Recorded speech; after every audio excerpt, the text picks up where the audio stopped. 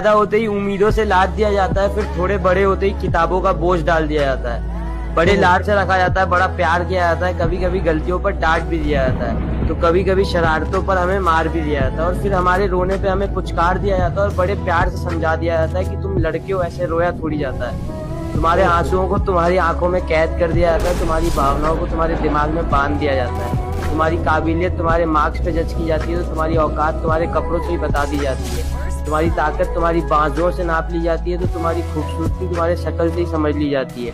तुम्हारी नाकामयाबी पर तुम पर हंसा जाता है, तो तुम्हारी सफलता पर किस्मत का टैग लगा दिया जाता है, तुम्हारे प्यार को कितना इजीली चुतियापा कह दिया जाता है, तो तुम्हारी की गई चीजों को पागलपन समझ लिया जाता है, तुम्हारे दिल टूटने पर हाथ में मदिरा थमा दिया जाता है, तो तुम्हारे अधूरे प्यार को पटवा लिया का टैग दे दिया जाता है, तुम्हारे फीलिंग्स का गला घोट दिया जाता है, तुम्हारे इमोशंस को फांसी पर चढ़ा दिया जाता है, और बड़ी सरलता के साथ कह दिया जाता है कि तुम लड़के हो, ऐसे टूटा थोड़ी जाता है।